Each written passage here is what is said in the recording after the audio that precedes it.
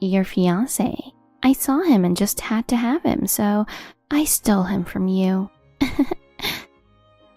Raised in a single-parent household with hardly any memories of being brought up by my mother, I went to introduce my fiancé to my grandparents, who had been like parents to me. Out of nowhere, my mom popped up and checked out my soon-to-be husband like she was sizing him up. Her look towards my husband gave me a strange feeling, but I never expected something terrible to actually happen. My mom just sent me a wedding invitation, and the name on it was the guy I was supposed to tie the knot with until things fell through. How could she have the audacity to take her daughter's fiancé like that? What kind of nerve does she have? With a heavy heart, I decided to go to my grandparents' house. Being alone at home only made me feel worse, and I thought being with someone might help distract me even a little. They immediately sensed something was wrong. After crying my eyes out for a while, I calmed down and showed them the invitation. This is what I received from Mom. Their faces were a mix of disbelief and shock at what their own daughter had done. Then, looking into my face, they nodded firmly. It's all right. Leave it to us. We'll take care of this. Yes, we'll come up with a wonderful surprise for our daughter. My name is Jane Hill, a 25-year-old working at a food manufacturing company. I lived with my grandparents from a young age until I started living alone as an adult. Due to my mom being absent most of the time and not having a dad, it didn't really feel like we were living together. My mom, Diane, had me back in high school when she was just a sophomore.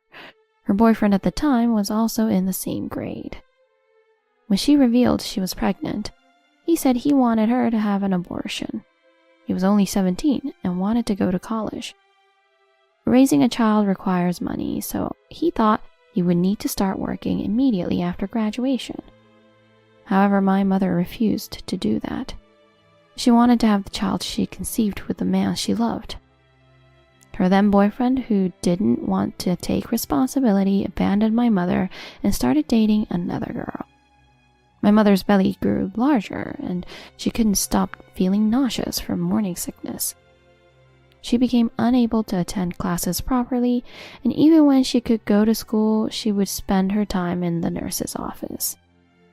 Meanwhile, her ex-boyfriend was living a normal life, attending classes every day and going on dates after school. My mother couldn't stand it. She wondered how he could act so calmly when she was going through such hardship. Once they split up, she stopped liking him completely and even started hating him. She even began to resent me, their child, before I was even born. However, it had reached a point where it was too late for an abortion, so she had no choice but to have me. Even when looking at me after I was born, she couldn't find me cute at all, as she saw him in me. My mother suddenly told me this when I was a teenager after she came home drunk. You remind me so much of him, especially your eyes. That's why I get irritated just by looking at you. She even said things like that. Not knowing what my father looked like, I couldn't say anything and just had to listen in silence. She couldn't see me as her daughter, so she didn't bother trying to be a parent and wouldn't even say my name. Once I learned the truth about my birth, it all clicked for me. Of course, I was always troubled by my relationship with my mom, but I basically didn't struggle in life. That's because my grandparents raised me with lots of love. They always came to see me at school events, performances, and sports competitions. I remember looking over at my grandparents and seeing them smile and wave at me kindly. Jane, don't your parents come to see you? Only your grandparents? I was asked that a few times, but I wasn't embarrassed. I love my grandparents so much, so I asked them to come. That's why I'm very happy. With my head held high and a smile on my face, I replied just like that. Not only did they come to school events, but they also often took me to places I wanted to go on holidays, like amusement parks, shopping malls, and game arcades. Even now, when I visit those places, memories of going there with my grandparents as a child come flooding back. I was so happy when they found clothes that looked good on me in stores. I found out my grandfather was surprisingly scared of heights when we went to the amusement park. Just thinking about those moments brings a smile to my face. There's no doubt that I've grown up thanks to my grandparents. On the other hand, I hardly have any memories of going anywhere with my mom. She was always busy playing around with a bunch of guys.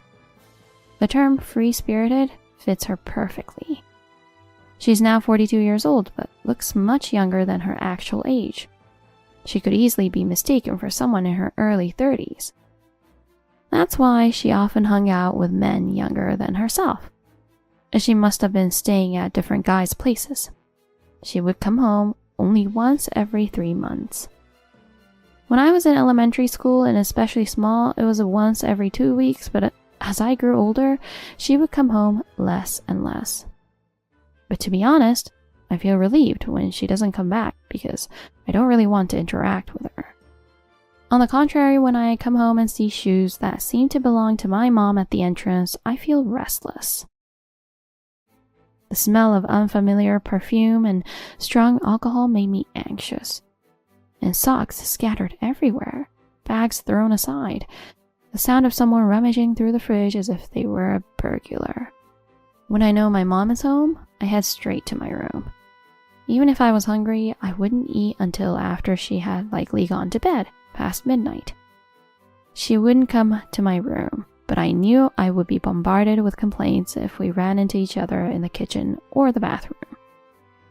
Once things got quiet and the snoring began, I could finally take a breather. I'm determined not to become like my mom.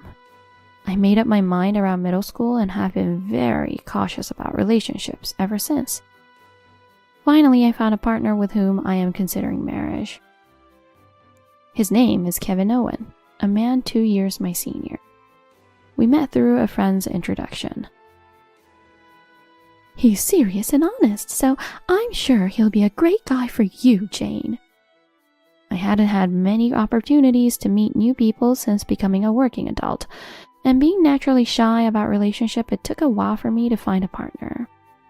Initially, I was anxious about meeting someone who I'd never met, but since my friend highly recommended him, I decided to meet him.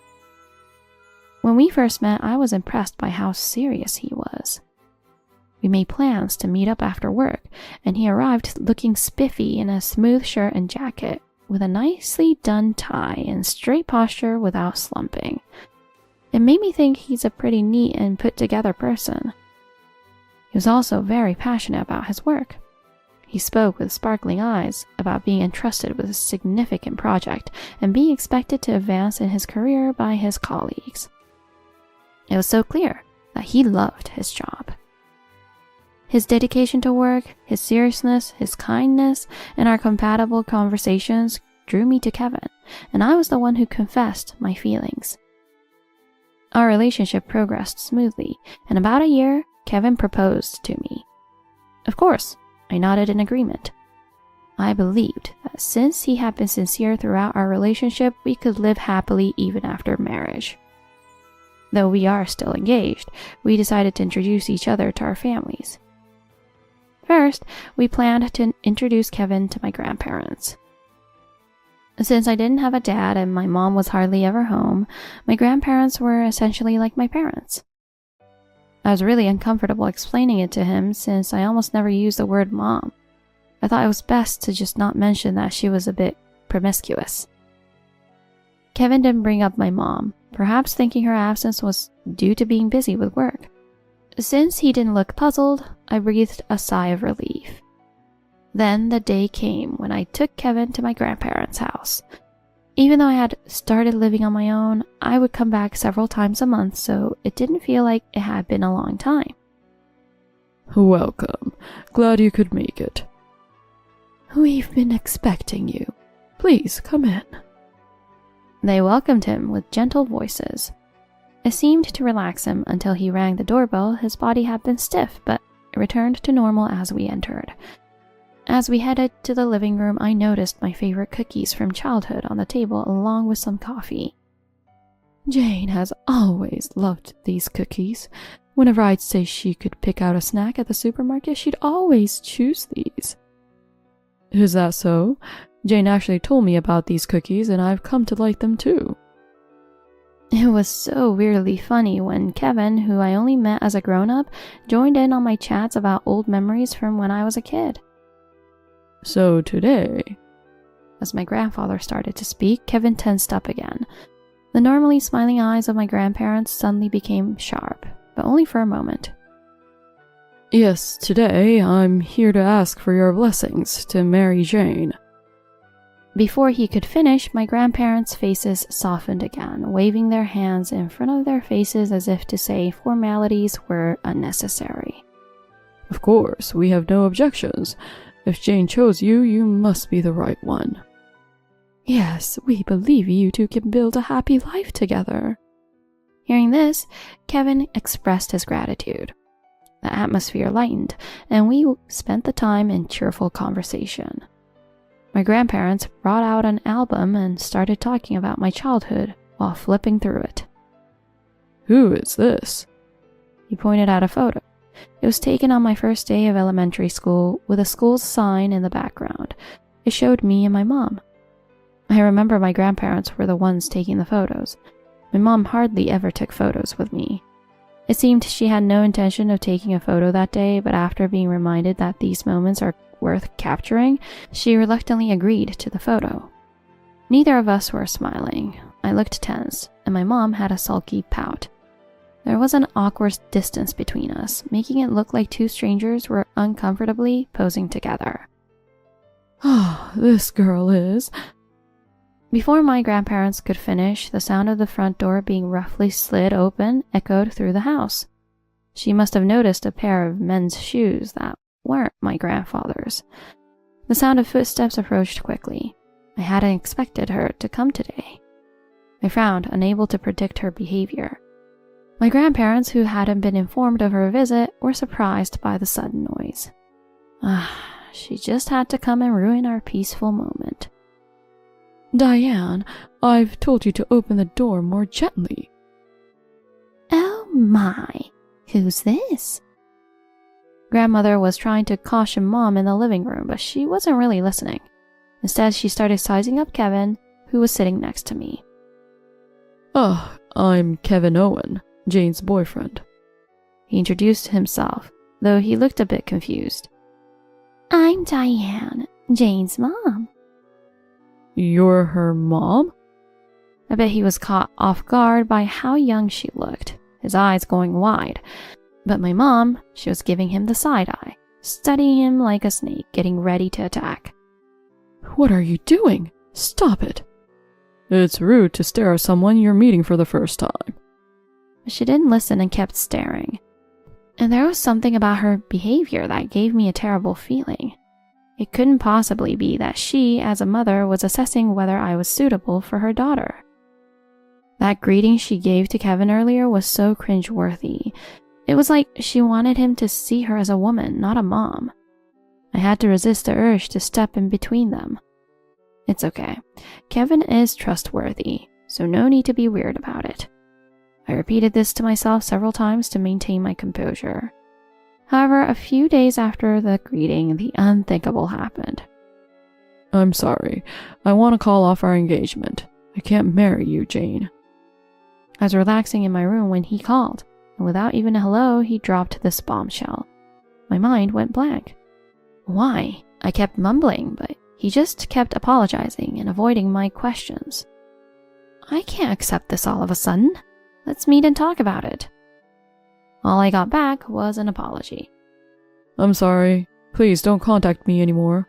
I'll be deleting your contact information too. And with that, he hung up on me. Even as I tried to continue the conversation, trying to call him back only resulted in a cold, automated tone. It seemed I was blocked instantly. After a year of dating and a proposal, it was over just like that. I covered myself with a blanket and cried into my pillow. 2 months later, I received a postcard from my mother. It wasn't the season for Christmas cards, and she had never sent me anything before. Not even a message. And yet, here was a postcard, something that requires effort. What? Why? It was an invitation to a wedding reception. It wouldn't be strange for my mother to marry someone, but the problem was with whom. The name written was that of my former fiancé. I desperately hoped it was someone with the same name. Immediately I called my mom. Hi, hello? Did the invitation arrive okay? She picked up right away, which was rare, considering she hardly ever answered my calls unless she knew it was me calling. It arrived, but Kevin Owen? Oh, yes, your ex-boyfriend.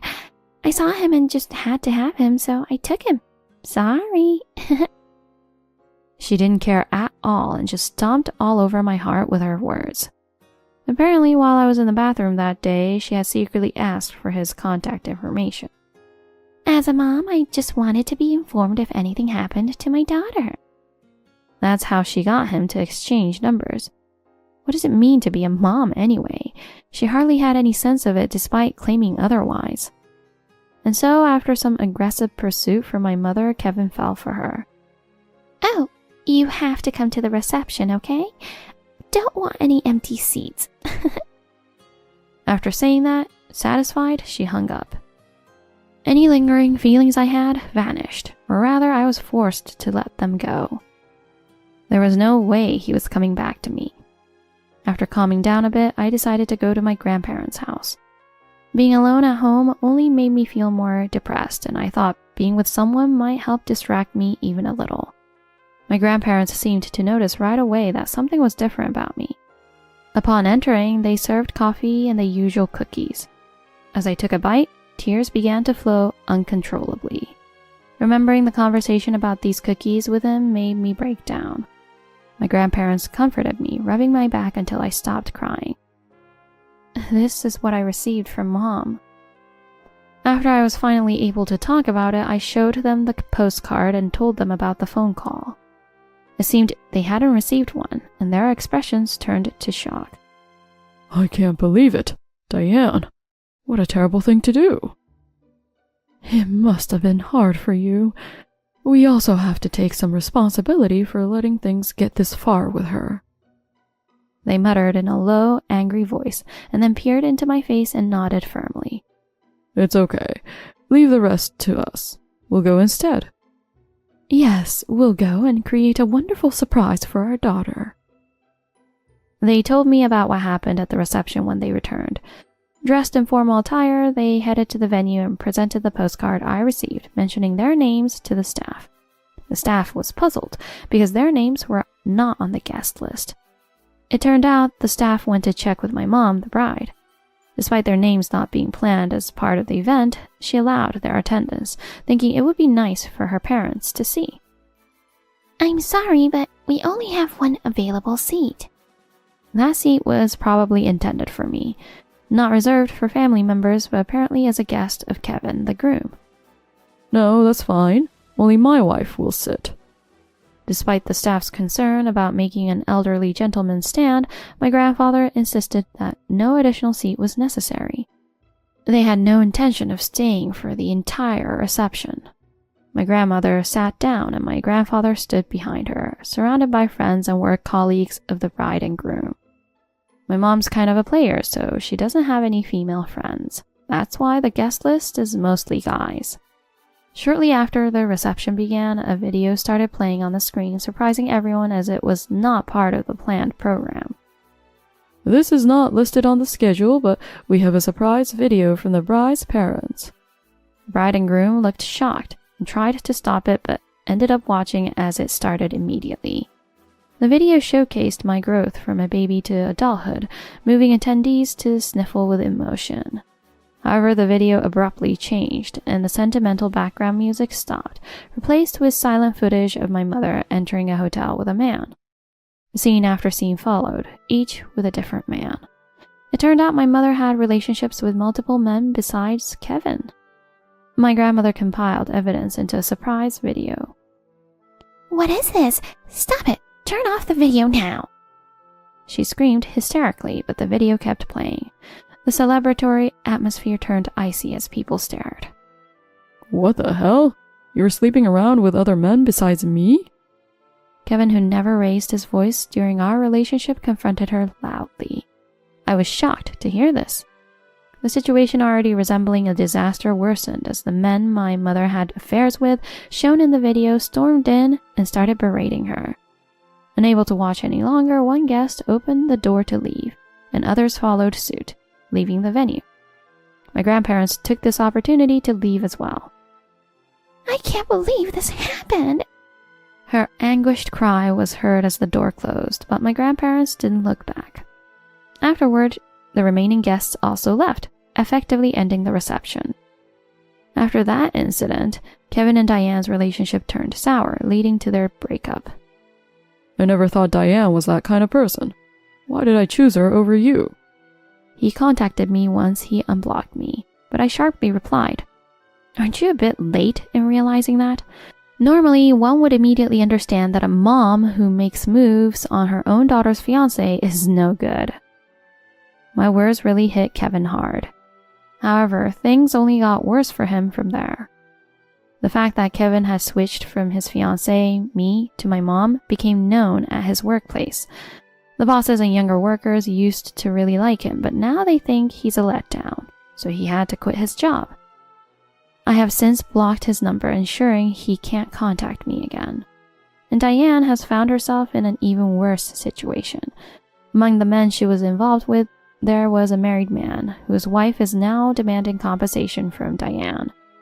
Also, Diane had mentioned the idea of marrying single guys, scamming them out of their money and presents, and now she's been sued for essentially deceiving them.